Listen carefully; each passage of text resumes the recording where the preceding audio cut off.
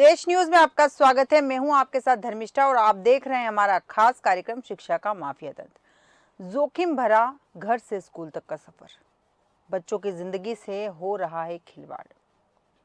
बच्चे स्कूल जाते हैं, लेकिन हम स्कूल भेजते वक्त ये ध्यान नहीं रखते हैं कि बच्चे जिस बस से या जिस मिनी वैन से स्कूल जा रहे हैं, क्या वो सुविधाजनक है बच्चों के लिए? क्या उसमें बच्चे ठूस कर तो नहीं ले जाए जा रहे हैं? वो जो गाड़ी ले जाया जा रहा है, जो ड्राइवर उस गाड़ी को चला रहा है, वो व्यवस्थित है या नहीं? वो नशा तो नहीं करता है? उस गाड़ी के अंदर बच्चों की सुरक्षा के लिए उचित इंतजाम है कि नहीं? या वो जो ड्राइवर उस गाड़ी को चलाता है वो देखता है कि उसकी स्पीड कितनी है? बच्चों को स्कूल से लाने और ले जाने के लिए स्कूल प्रबंधन द्वारा mini bus, van, Tata Magic या टेम्पो से अनुबंध किया जाता है। इन वाहनों में बच्चों को क्षमता से अधिक बैठाया जाता है। वाहन में अधिक बच्चे होने के कारण उनकी जान हमेशा जोखिम में रहती है। जिले में कई बार मानक विहीन स्कूली वाहनों के दुर्घटनाग्रस्त होने व बच्चों के चोटिल होने की घटनाएं हाल के दिनों में हो चुकी है। इसके बाद भी स्कूलों में मानक विहीन वाहन फर्राटा भर रहे हैं, जिन पर लगाम लगाने में परिवहन विभाग के अधिकारी अक्षम नजर आ रहे हैं। पिछले दिनों स्कूल प्रबंधकों के साथ बैठक करके एडीएम आर.के. शाह ने सभी स्कूल संचालकों को चेताया था कि ऐसे वाहनों का संचालन नहीं किया जाए। इसके बाद भी स्कूल प्रबंधकों की ऊंची पहुंच के कारण या उसके चलते उन पर कोई कार्रवाई प्रशासन नहीं कर पा रहा। हालात ये है कि सड़कों पर ऐसे वाहन आमतौर पर दौड़ते नजर आते हैं जिनमें बैठे बच्चों के साथ कोई भी हादसा हो सकता है।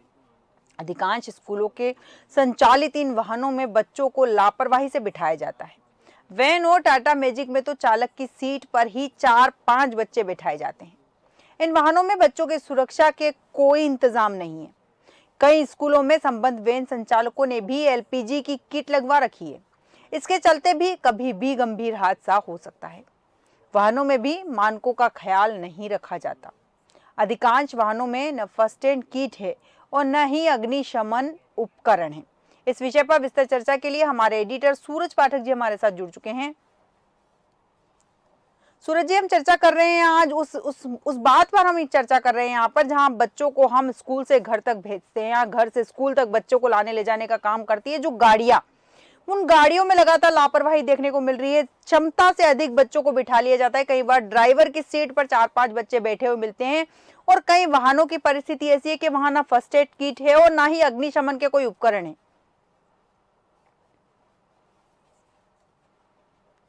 अपने इस कार्यक्रम में शिक्षा का माफिया तंत्र के कार्यक्रम में शिक्षा जगत से जुड़ी हुई बहुत सारी बातों को उजागर करते हैं। और जैसे कि आज आपने विषय उठाया है कि वो खतरनाक या खौफनाक सफर जी।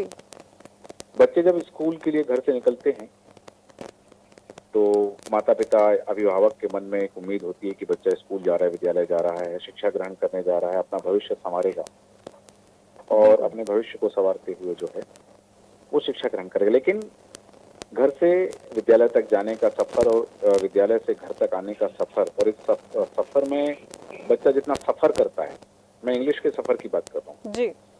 इस यात्रा में जितना सफर बच्चा करता है वो उसकी हम कल्पना कर सकते हैं, क्योंकि हमने वो चीजें देखी हैं। देश न्यूज की टीम ने कई जगह ऐसी खबरें चलाई हैं और ऐसी तस्वीरें देखी हैं। वो मंजर इतना खौफनाक होता है कि जहां 10 लोगों के बैठने की क्षमता है वहां 25 बच्चे भरे हुए। बिल्कुल। और जैसा आपने जिक्र भी किया कि ना उन वाहनों में अग्निशमन यंत्र होता है, ना सुरक्षा के कोई इंतजाम होते हैं और ना ही प्राथमिक स्वास्थ्य किट जो होती है, फर्स्ट एड किट जो है वो भी नहीं होती। बिल्कुल। ऐसी स्थिति में अपनी जान जोखिम में डालकर वो बच्चे घर से स्कूल तक का सफर तय करते हैं। उनके लिए तो क्योंकि वो मासूम हैं, नौनिहाल हैं, तो उन्हें नहीं पता कि क्या होना चाहिए, नियमों की उन्हें जानकारी उतनी नहीं होती है। लेकिन ये अपने फायदे के लिए, चाहे हम कहें कि स्कूल की जो बसें होती हैं उनमें या निजी विद्यालयीन परिवहन जो लोग करते हैं, वो अपने निजी फायदे के लिए इतनी बड़ी जोखिम लेते हैं, इतना बड़ा जोखिम लेते हैं कि वो बच्चों की जान पर बनाती है। बिल्कुल। हमने कई बार ऐसी खबरें देखी हैं, कभी स्कूल बस में आग लग गई तो कोई दूसरा निकासी द्वार नहीं था, बच्चे उसमें झुलस गए। बिल्कुल। कई बार हमने देखा है कि छोटे वाहन या मैजिक वाहन जो होते हैं, छोटी जगहों पर, छोटे जिलों में या कस्बों में ऐसे स्कूल होते हैं, तो वहाँ मैजिक वाहन जैसे वाहनों का इस्तेमाल किया जाता है विद्यालयीन परिवहन के लिए।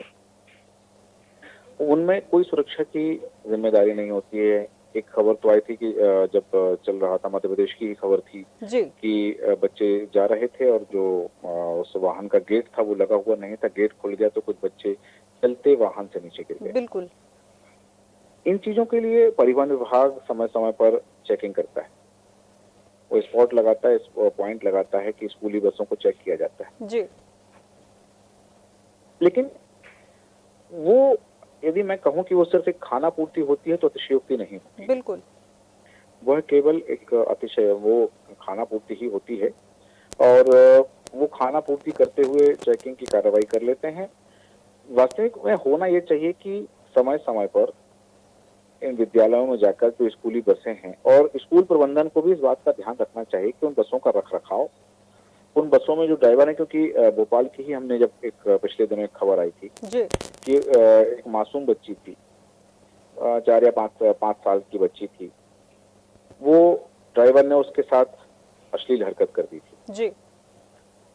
उसमें हालांकि उस बस में जो एक स्कूल की ही वार्डन कहें बस की, या फिर ये कहें कि जो सहायिका थी, जी। उस पर भी कार्रवाई की गई थी। शिकायत हुई, शिकायत पर गिरफ्तारी हुई, कार्रवाई हुई, ठीक है। लेकिन सबसे बड़ी बात कि ये हुआ क्यों? बिल्कुल। बच्चे जा रहे हैं, माँ बाप को भरोसा है कि सुरक्षा में जा रहे हैं, स्कूल जा रहे हैं, शिक्षा प्राप्त करेंगे, और शिक्षा प्राप्त करने के साथ साथ उनका भविष्य सुरक्षित रहेगा, वो अपने भविष्य की नींव गढ़ने जा रहे हैं। बिल्कुल। लेकिन ऐसी स्थिति में जहां उनकी जान जोखिम में आ जाए, ऐसे बस ड्राइवर जो होते हैं, स्कूल वाहन के ड्राइवर जो होते हैं, जो नशे में वाहन चलाते हैं जी। और इस तरह की हरकतें करते हैं कि छोटी बच्ची के साथ बस में वो अश्लील हरकतें कर रहे हैं, और बच्ची के कपड़े बदले हुए थे। वो जो खबर जिसका मैं जिक्र कर रहा हूँ, उसमें बच्ची के कपड़े बदले हुए थे, जी। और बच्ची के कपड़े बदले हुए देख करके जब बच्ची की माँ को संदेह हुआ तो उन्होंने सवाल जवाब किए, तो उसका स्पष्टीकरण नहीं हो पाया, चीजें फिर स्पष्ट हों। तो ये जो स्थितियां होती हैं, इन स्थितियों के लिए कौन जिम्मेदार है? इन स्थितियों के लिए स्कूल प्रबंधन कितनी सख्ती बरतता है, स्कूल प्रबंधन कितनी जांच करता है, अपने यहाँ कोई ड्राइवर रखने से पहले वाहनों के रखरखाव को, उनके मेंटेनेंस को लेकर के कितना सजग होता है। हमने तो यहाँ तक देखा है कि बस में, जो स्कूल बस जो होती है, उसमें स्कूल का नंबर होता है जी। कि यदि रफ ड्राइविंग हो तो कॉल करें, ड्राइवर अभद्रता कर रहा हो तो कॉल करें। बिल्कुल। वो जो नंबर लिखा जाता है वो नंबर मिटा दिया जाता है, उस नंबर के आधे अंक गायब हो जाते हैं। तो ये करता कौन है? वही जिसे डर होता है कि यदि मैं रफ ड्राइविंग करूंगा या बच्चों से अभद्रता करूंगा या किसी इस तरह की हरकत करूंगा तो स्कूल प्रबंधन तक खबर पहुंचेगा, तो ड्राइवर ही जो है उसको मिटा देता है। तो ये जो स्थिति है, इस स्थिति के लिए जी। सबसे ज्यादा जिम्मेदारी स्कूल की बनती है, सबसे ज्यादा जिम्मेदारी परिवहन विभाग की बनती है। परिवहन विभाग को समय समय पर ऐसे अभियान चलाना चाहिए, स्कूल बसों की चेकिंग करना चाहिए।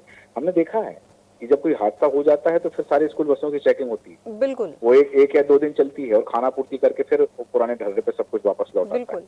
तो ये इंतजार ना किया जाए कि कोई हादसा हो उसके बाद चेकिंग की जाए, कोई बड़ी घटना हो उसके बाद में मुस्तैदी की जाए। क्यों इंतजार क्यों करना? बिल्कुल। कि कोई किसी हादसे का इंतजार क्यों करना कि बड़ा हादसा होगा तब हम चेकिंग करेंगे, तब बसों की दुरुस्ती देखेंगे, तब स्कूल में जाके बात करेंगे। इंतजार ही क्यों करना? यदि पहले से सारी व्यवस्थाएं दुरुस्त हों तो हादसा ही ना हो। बिल्कुल। तो ये जिम्मेदारी स्कूल प्रबंधन की बनती है, परिवहन विभाग की बनती है।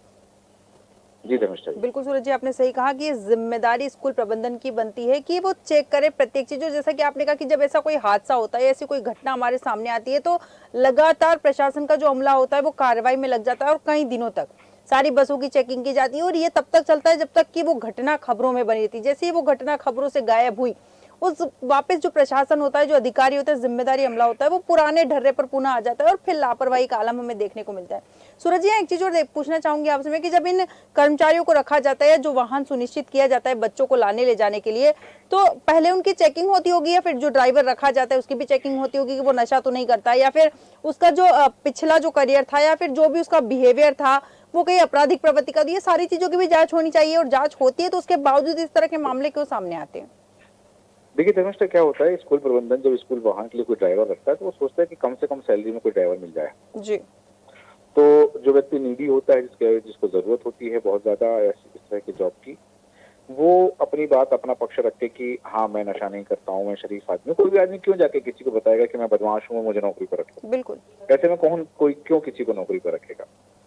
तो वो बताता है, वो तो कहता है कि मैं शरीफ आदमी हूँ, मुझे नौकरी पर रख लो। तो वो जो कह रहा है वो उसमें कितना सच है, इसकी जांच करना ये स्कूल प्रबंधन की जिम्मेदारी है। और इस बात के लिए स्कूल प्रबंधन को बाकायदा उसकी तस्दीक करना चाहिए, पुलिस में उसका रिकॉर्ड चेक करना चाहिए, और कि इसने पहले तो कोई घटना नहीं की है। और ऐसा नहीं कि नौकरी पर रख लिया तो हाँ ये गाड़ी है तुम्हारी, इस पर तुम्हें बच्चों को लाना ले जाना, रूट तय कर दिया, हो गई बात नहीं। बिल्कुल। उसकी भी लगातार मॉनिटरिंग की जानी चाहिए कि ये अपने रूट पे जा रहे हैं, नहीं जा रहे हैं, बच्चों के साथ कैसा व्यवहार कर रहे हैं, बच्चों से उनका फीडबैक लिया जाना चाहिए। और कई बार ऐसा भी होना चाहिए कि रूट बदलना चाहिए। बिल्कुल। लगातार एक ही रूट पर यदि किसी एक व्यक्ति को रखा जा रहा है तो यदि स्कूल प्रबंधन जो है वो ये करे कि रूट बदलता रहे अलग अलग रूट पर, तो वो एक कंटिन्यूटी नहीं बनी। और इसके साथ ही स्कूल के किसी वरिष्ठ जिम्मेदार व्यक्ति को, चाहे वो मेल हो या फीमेल हो, यदि बच्चियां हैं तो उनके साथ महिला का होना जरूरी है, तो वो उस बस में जरूर रहे। और जब आखिरी पड़ाव जहाँ आता है, जहाँ बच्चे को सबसे आखिरी में छोड़ा जाता है, जिस बच्ची को छोड़ा जाता है, वहां तक छोड़ने के बाद, घर तक छोड़ने के बाद में फिर उस फीमेल की ड्यूटी खत्म होनी चाहिए। ये हालांकि होता है कई स्कूल में, फौरी तौर पर कई बार कर दिया जाता है कि 1 हफ्ते के लिए कर दिया, 5 दिन के लिए कर दिया, 1 दिन के लिए कर दिया, लेकिन ये कंटिन्यू होना चाहिए ताकि जो वाहन का जो ड्राइवर है उसके मन में एक भय रहे कि स्कूल का एक जिम्मेदार अधिकारी, एक जिम्मेदार शिक्षक या शिक्षिका बस में बैठी है, बच्चों से वो बात करती है। यदि मैं कुछ करूंगा, मेरी कोई बात ऐसी होगी तो उसके लिए जो है मेरी शिकायत हो सकती है, मेरी नौकरी जा सकती है। तो जब तक ये डर नहीं होगा, जब तक ये भय नहीं होगा, ये भय के साथ साथ उनकी अपनी जिम्मेदारी, क्योंकि जो लोग ऐसी हरकतें करते हैं उनके घरों में भी बच्चे होते हैं। बिल्कुल। तो उन्हें समझना चाहिए कि ये मेरे घर के बच्चे हैं, मेरे परिवार के बच्चे हैं, और उन बच्चों के कारण ही उनकी रोजी रोटी, के मतलब बच्चों के स्कूल लाना ले जाना उनकी जिम्मेदारी है, तो उनकी रोजी रोटी चल रही है। बिल्कुल। तो यहाँ स्कूल प्रबंधन की जिम्मेदारी बनती है, यहाँ प्रशासन की जिम्मेदारी बनती है, और सड़क परिवहन, जो परिवहन विभाग है, जो SMRTO कहते हैं, उस विभाग की जिम्मेदारी बनती है, गृह विभाग की जिम्मेदारी बनती है कि पुलिस जो है लगातार इस तरह के वाहनों की चेकिंग करता रहे, स्कूलों में जाकर के देखे कि वो जो वाहन है वो सही स्थिति में है या नहीं है, जो ड्राइवर है उनका रिकॉर्ड क्या है। ये औचक निरीक्षण होना चाहिए। यदि आप बता करके जाएंगे स्कूल को कि कल आपके यहाँ चेकिंग करने हम आ रहे हैं, तो फिर वो चीजें नहीं मिलेंगी। कई बार कुछ गड़बड़ियां होती है, उनको दुरुस्त कर लिया जाता है, बिल्कुल, या जो गड़बड़ियां उनको छिपा दिया जाता है। तो औचक निरीक्षण होते रहना चाहिए, और पुलिस विभाग को, परिवहन विभाग को, स्कूल प्रबंधन को इस तरह की लगातार गतिविधियां करना चाहिए। साथ ही ऐसे कैंप का आयोजन करना चाहिए कि यदि इस तरह की मानसिकता किसी के मन में पनप रही हो तो वो मानसिकता ना पनपे, और वो ठीक है, उनकी नौकरी है कि बच्चों को स्कूल लाना है, स्कूल ले जाना है। बिल्कुल। ये उनकी सिर्फ नौकरी ना समझें, वो समझें कि वो उन बच्चों, क्योंकि जितनी जिम्मेदारी माता पिता की हो जाती है, वो बच्चों की परवरिश की जिम्मेदारी, बच्चों को स्कूल, क्योंकि यदि एक पिता अपने बच्चे को कहीं बाजार लेकर, छोटे बच्चे को घुमाने के लिए ले जाता है, तो वो हर समय उस पर निगाह रखता है, उंगली पकड़ कर चलता है। बिल्कुल। तो ये जिन लोगों के ऊपर जिम्मेदारी है, जो ड्राइवर हैं बसों के, उनको ये जिम्मेदारी निभाना चाहिए कि वो उन्हीं के अपने परिवार के बच्चे हैं, तो जैसे वो अपने बच्चों का ख्याल रखते हैं वैसे ही इन बच्चों का ख्याल रखें, और इनको घर से लाने से लेकर स्कूल छोड़ने तक, और स्कूल से लेकर घर छोड़ने तक की यदि वो वैसी जिम्मेदारी निभाएंगे, अपनी जिम्मेदारी समझेंगे, तो इस तरह की घटनाएं सामने नहीं। कई बार देखा जाता है कि कहीं एक घटना हुई थी, एक खबर का मैं जिक्र कर रहा हूँ कि उसमें ड्राइवर का कहना था कि बस में जो है आग लग गई थी, और या फिर बस पलट गई थी कहीं। तो ड्राइवर का कहना था कि स्कूल प्रबंधन को कई बार बताया कि बस में खराबी आ रही है, लेकिन स्कूल प्रबंधन ने ध्यान नहीं दिया। तो इस ऐसी स्थिति में स्कूल प्रबंधन की जिम्मेदारी बनती है कि स्कूल प्रबंधन को भी लगातार बच्चों की जो है चेकिंग करनी चाहिए। उनका पूरा जो सर्विसिंग है, जो जो चीजें रिक्वायरमेंट है, जो वो फुलफिल करती रहनी चाहिए स्कूल प्रबंधन को। ऐसा नहीं कि हाँ, बच्चों के अभिभावकों से उसकी फीस ले ली, बस का किराया ले लिया, फीस ले ली, क्योंकि वो अभिभावकों से इतना पैसा ले लेते हैं बसों के लिए कि जी। उसी फीस से, उस पैसे से ही जो है बच्चों को लाने ले जाने के लिए जो ड्राइवर रखा जाता है उसकी सैलरी निकल आती है। बिल्कुल। तो वो कई कई स्कूलों के लिए कमाई का जरिया है कि आपका बच्चा हमारी ही स्कूल बस से आएगा। वो मजबूरी थोप देते हैं कि नहीं, स्कूल बस का तो आपको करना पड़ेगा, हमारी स्कूल बस से ही बच्चा स्कूल आएगा। तो उसके लिए जो है राशि दे दी जाती है, वो अभिभावकों से वसूल की जाती है। कई बार अभिभावकों ने इसका विरोध भी किया है, लेकिन अब चूंकि स्कूल में बच्चा पढ़ रहा है तो वो अभिभावकों की मजबूरी बन जाती है कि वो बिल्कुल। इस तरह के लिए जो है करना पड़ता है उनको। तो बिल्कुल। ये सामूहिक जिम्मेदारी है स्कूल प्रबंधन की, खुद उस ड्राइवर की जो उस बस का संचालन कर रहा है, जी। विभाग की जिम्मेदारी है, और समाज की भी जिम्मेदारी है कि यदि कहीं ऐसी चीज भी देखते हैं तो वो लगातार स्कूल प्रबंधन को आगाह करें। परिवहन विभाग ऐसी स्कूल बसें जो कंडम स्थिति में हैं, जिनमें कुछ खराबी है, उन बसों को के संचालन पर रोक लगाए और स्कूल प्रबंधन नई बसों की व्यवस्था करे।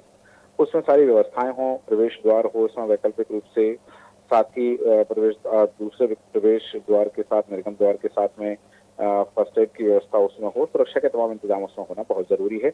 बच्चों की जिंदगी से खिलवाड़ ना हो, बच्चों को सुरक्षित लाना, सुरक्षित ले जाना सभी की जिम्मेदारी हो जाती है। जी धर्मेश जी। बिल्कुल सही कहा आपने कि बच्चों को सुरक्षित लाने ले जाने की जिम्मेदारी बनती है, और यहाँ पर जो चालक है उसकी भी जिम्मेदारी बनती है, क्योंकि हो सकता है वो भी किसी बच्ची का पिता हो, किसी बच्चे का पिता हो सकता है। तो उसे सारे बच्चों की जब जिम्मेदारी दी है तो उसे ध्यान रखना चाहिए कि बच्चों के लिए सफर खतरनाक हो। तमाम जानकारी के लिए और हमारे साथ बने रहने के लिए बहुत बहुत धन्यवाद सूरज जी आपका। स्कूल बस में आगे पीछे दरवाजों के अतिरिक्त 2 इमरजेंसी गेट और होने चाहिए, जिससे कि बच्चे इमरजेंसी के वक्त निकल सके। सीटों के नीचे बैग रखने की व्यवस्था होनी चाहिए। बसों व वाहनों में स्पीड अलार्म लगा हो ताकि स्कूल संचालक को वाहन की गति का पता चल सके। साथ ही अग्निशमन संयंत्र की भी व्यवस्था होनी चाहिए, फर्स्ट एड की व्यवस्था होनी चाहिए, और चालक के पास में 5 साल का अनुभव भी होना चाहिए। ऐसे कई नियम हैं जिनका पालन होना आवश्यक है, लेकिन नियमों को ताक पर रखकर लगातार लापरवाही हो रही है और बच्चों के जीवन से खिलवाड़ हो रहा है। हम ऐसी खबरें लगातार उठाते रहते हैं जिससे कि शासन प्रशासन अपनी जिम्मेदारी समझे और इस तरह की लापरवाहियों को रोकने का काम करे। हमारे आज के खास कार्यक्रम शिक्षा का माफिया तंत्र में फिलहाल इतना ही। आप बने रहिए देश न्यूज के साथ।